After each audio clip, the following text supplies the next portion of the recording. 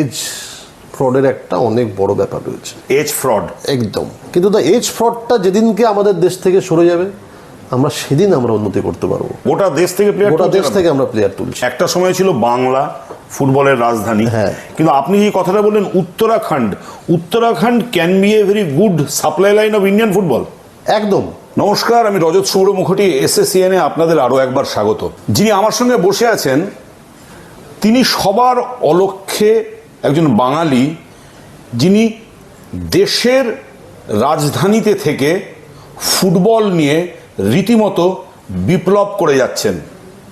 তিনি খুব একটা প্রচারের আলোতে আসতে চান না, কিন্তু সবার অলক্ষ্যে থেকে তিনি দিল্লিতে এমন একটা ফুটবল একাডেমি তৈরি করেছেন, যে একাডেমি কিন্তু ইতিমধ্যেই গোটা ভারতের ফুটবল মানচিত্রে রীতিমতো দাগ কেটে দিয়েছে। আমার সঙ্গে আছেন দিল্লির যুব সংঘ ফুটবল একাডেমির কর্ণধার সুশান্ত দেব। সুশান্ত দা, আপনাকে স্বাগত আমাদের অনুষ্ঠানে। নমস্কার। দিল্লির ফুটবলের আমি পড়াশোনা করছিলাম। দিল্লির ফুটবল, যেটাকে বলা যায় যে নার্সারি থেকে বাচ্চা তোলা এবং বাচ্চাদের ট্রেন করা, আপনি রীতিমতো দাগ কেটে ফেলেছেন। একটু ডিটেলে বলবেন যে এই মুহূর্তে আপনাদের যুব সংঘের কি সিচুয়েশনটা কি? দাদা, এই মুহূর্তে প্রথমবার আমরা, গতবার দিল্লি আন্ডার 17 আমরা পার্টিসিপেট করি ইউথ লিগে, আর সেখানে আমরা চ্যাম্পিয়ন হয়ে আমরা অল ইন্ডিয়া রাউন্ড খেলি আন্ডার 17। আর সেখানে রেজাল্ট শুনেও আপনি একদম বলতে পারি যুব সংঘ তো সেরকম বড় নাম না, কিন্তু অল ইন্ডিয়া রাউন্ডে যখন আমরা খেলি, রিয়াল কাশ্মীরের মতো আই লিগ ক্লাবকে আমরা 5-0 হারাই, যেখানে আমরা করবেট এফসি যারা কোয়ালিফাই করেছে আলটিমেটলি, তাদেরকেও আমরা ড্রতে আটকাই আমাদের ছেলেরা। প্লাস মদনমোহন একটা অনেক বড় একাডেমি, সেখানেও একটা বড় মার্জিনে আমরা সেখানে জিতি। যাই হোক, সামহাও কোনো একটা সার্কামস্টেন্সেস আমরা গোল ডিফারেন্সের একটা রুল যেটাই আছে, সেই রুলে আমরা ফাইনাল রাউন্ডে পৌঁছতে পারলাম না, কিন্তু আশা করি নেক্সট ইয়ার আমরা 100% যাওয়ার চেষ্টা করব। তো এই যে আপনাদের যে একাডেমিতে আপনাদের স্পেশালিটি কি? আপনাদের কি বিশেষ কোনো কোচ রাখছেন? আপনাদের ফেসিলিটিস কি আছে? আপনাদের বিভিন্ন যে সুযোগ সুবিধা, যেগুলো অন্যান্য একাডেমির থেকে আপনারা কতটা এগিয়ে রয়েছেন, বা আপনাদের ফিউচার প্ল্যান কি? দাদা দেখুন, এখানে সবার তো ফুটবল অবভিয়াসলি বিজনেস মডেল ছাড়া তো কোনো কিছুই চলতে পারে না, বাট তার মধ্যেও আমরা যেটা ফুটবলটাকে অ্যাজ এ প্যাশন নিয়ে যাচ্ছি, আমাদের মেন সবচেয়ে যেটা আলাদা সবার থেকে এটাই, আমরা প্লেয়ারটাকে যারা চুজ করছি আমরা সেটা একদম গ্রাউন্ড লেভেল থেকে করছি। আর মানে যেটা বেস্ট প্লেয়ার তাদের, এটা ধরে নিন এখনও অবধি আমাদের রেসিডেন্সিয়াল একাডেমি চলছে, নিয়ার অ্যাবাউট 70 বাচ্চা আমরা ট্রেন্ড করছি। আর আপনি শুনে আশ্চর্য হবেন, টোটালি সেটা উইদাউট এনি কস্ট। সেটা পুরো একটা বাচ্চার আপনি বুঝতেই পারেন একটা কত কস্ট বিয়ার করতে হয়, কিন্তু আমরা শুধু তাদের কোয়ালিটি দিয়ে আমরা পুরো অল ওভার ইন্ডিয়ার থেকে স্কাউট করে সেই বাচ্চাদের আমরা গোটা দেশ থেকে আমরা প্লেয়ার তুলছি। কারা করছে স্কাউট? দাদা আমাদেরই টিম আছে যুব সংঘরই, সেরকম ওটাই আপনি যেমন বললেন, আমাদের সেরকম তো বড় নাম, বড় ইনফ্রাস্ট্রাকচার নেই, কিন্তু হ্যাঁ আমাদের সাথে যারা জুড়ে আছে ওরা পিওর ফুটবলার, যারা ফুটবলটাকে বোঝে। আর আমাদের কাছে স্কাউটারও যে আছে একদম সব ইয়াং টিম, যারা লাস্ট 15-20 বছর ধরে খেলছে, সে খেলার সাথে যুক্ত। আমরা শুধু তাদের নিয়েই চলছি, আমরা কোনো বড় নাম বা কিছু সেইভাবে আমরা চলছি না।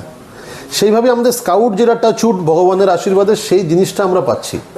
আর অবভিয়াসলি যেখানে ফাইন্যান্সিয়াল নেই লোকেরা, দেখো আজকে দিল্লি পুরো অল ওভার ইন্ডিয়াতে বাচ্চারা রয়েছে। স্পেশালি আমরা যেটা বলবো উত্তরাখণ্ড একটা এমন একটা জায়গা, ওখানে এত প্লেয়ার রয়েছে, ওরা ঠিকমতো সুযোগ পাচ্ছে না। নাহলে আজকের ডেটে আমার মনে হয় পুরো দিল্লি ফুটবলও যেটা চলছে, যেখানে বড় বড় নাম যারা দিল্লি ফুটবলের দাগ রেখেছে, তাদের এখনও অবধি 80% সব উত্তরাখণ্ডের প্লেয়ার। Very interesting. মানে একটা সময় ছিল বাংলা ফুটবলের রাজধানী, হ্যাঁ। এবার বাংলার থেকে আমরা দেখলাম কন্টেম্পোরারি সেই সময় থেকেই দীর্ঘদিন ধরে কেরালা আছে, তারপরে গোয়া আছে, একটা সময় পাঞ্জাব ছিল, মহারাষ্ট্র লিটল বিট, সাম্প্রতিককালে নর্থ ইস্টে ফুটবলের ব্যাপক উত্থান হয়েছে। একদম। কিন্তু আপনি যে কথাটা বললেন Uttarakhand can B a very good supply line of Indian football.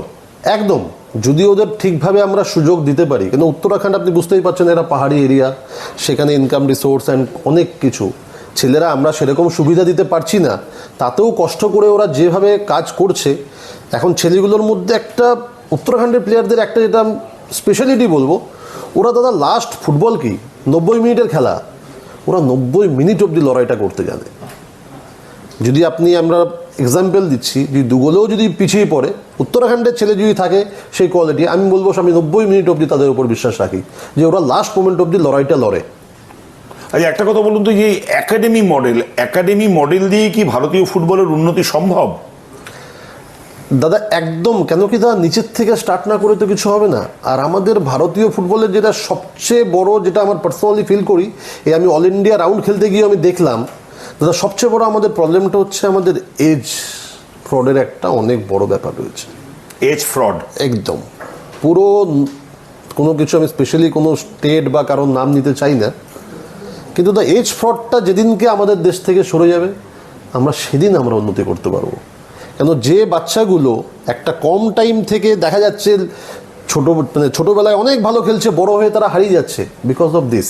মানে আন্ডার 15 খেলছে, আন্ডার 18-19 বছরের ছেলেরা। 100% আমরা ওটা আরও বেশি ওটাকে ফিল করলাম যখন আমরা এই অল ইন্ডিয়া রাউন্ডটা খেললাম। বাচ্চা আমাদের একটা আন্ডার 17-এর বাচ্চা কত বড় হবে দাদা, আমরা যাদের সাথে খেলছি, ওটাই আমি বলবো, নাম নেব না আমি, 6 feet 6 feet height, body weight 80-90 kilo, কী করে সম্ভব দাদা?